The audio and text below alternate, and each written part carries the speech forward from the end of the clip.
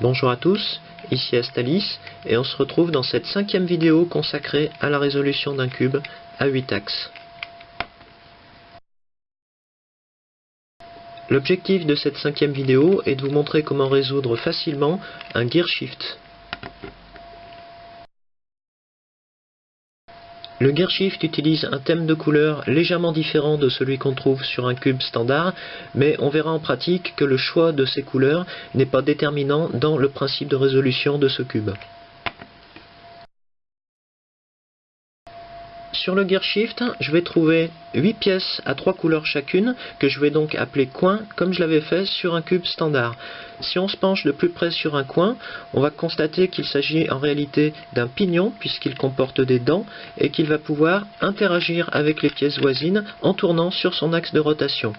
On va pouvoir distinguer deux types de coins sur le gearshift. D'abord un petit coin, qui comporte 5 dents au total, et un grand coin qui en comporte 8, et on a donc 4 petits coins et 4 grands coins montés en alternance sur le gearshift.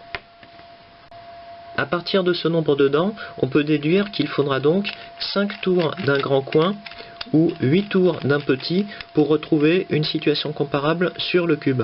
Mais puisque ces 8 pièces sont liées, comment les mélanger entre elles? C'est là qu'intervient une autre particularité du gearshift qui peut se scinder en deux moitiés suivant n'importe lequel de ces trois axes. Ici je l'ai séparé suivant l'axe gauche-droite, je pourrais aussi bien le séparer suivant l'axe haut-bas, ou encore suivant l'axe avant-arrière.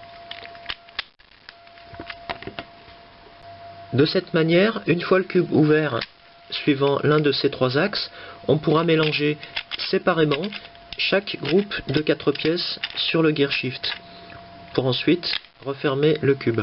Et si on recommence cette opération sur d'autres axes et à plusieurs reprises, on obtiendra le mélange final du cube.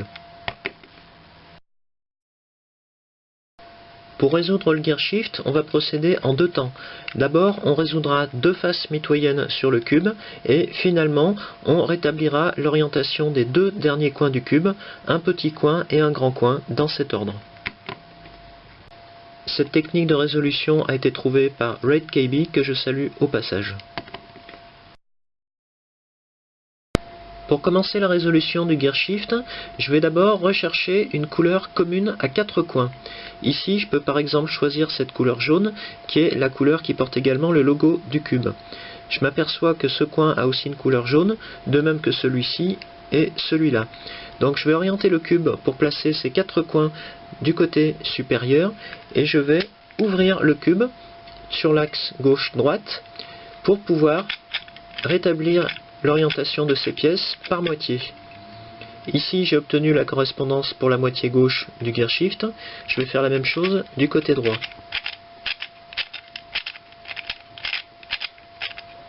Voilà, ici j'ai obtenu également la correspondance du côté droit, donc je peux refermer le cube et passer à la face suivante qui sera une face mitoyenne de cette face jaune.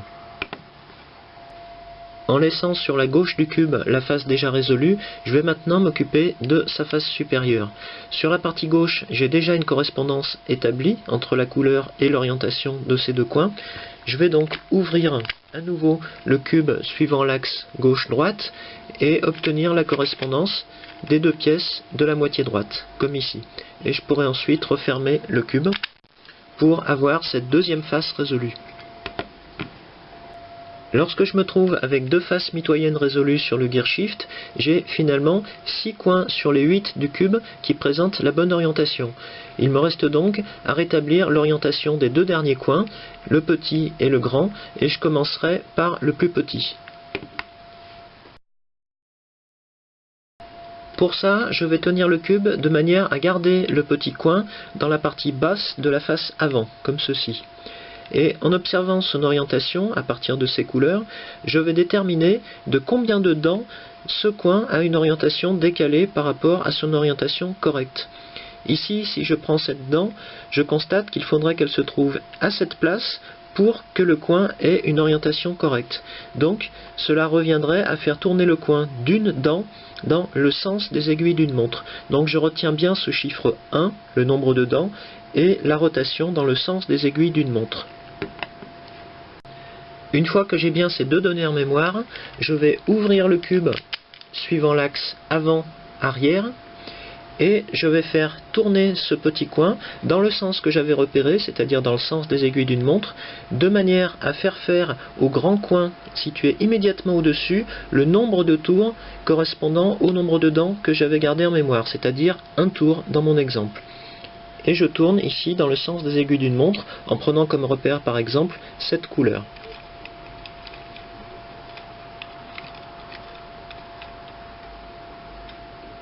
Ici j'ai effectué un tour, je peux donc refermer le cube. Dans un deuxième temps, je vais ouvrir le cube cette fois-ci suivant l'axe gauche-droite et je vais reproduire exactement la même rotation avec le petit coin, c'est-à-dire une rotation qui fasse faire, dans mon exemple, un tour au coin immédiatement supérieur si je tourne le petit coin dans le sens des aiguilles d'une montre.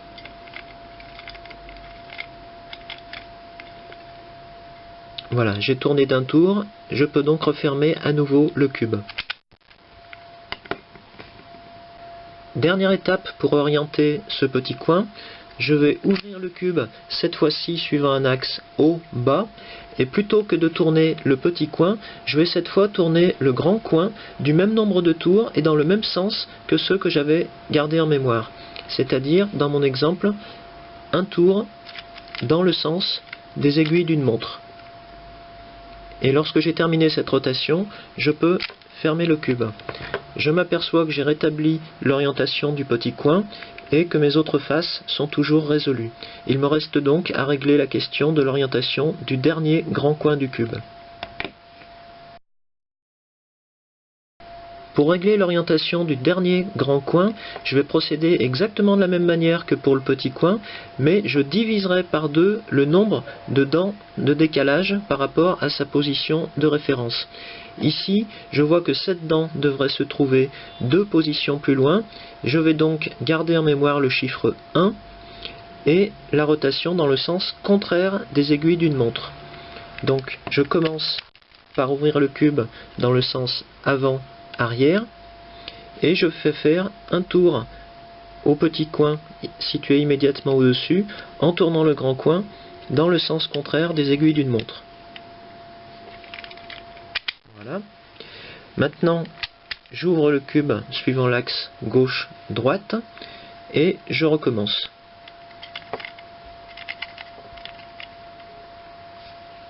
Voilà.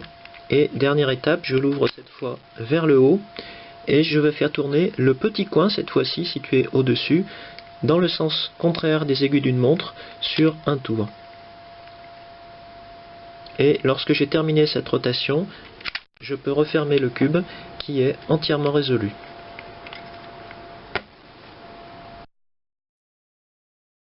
Maintenant que vous savez résoudre le gear shift, je vous propose dans la vidéo suivante un récapitulatif sur tout ce qu'on a vu jusqu'à présent à propos des cubes à 8 axes, à travers une résolution complète du Scube, du Dino-Cube, du Rex-Cube et du gear shift. A tout de suite!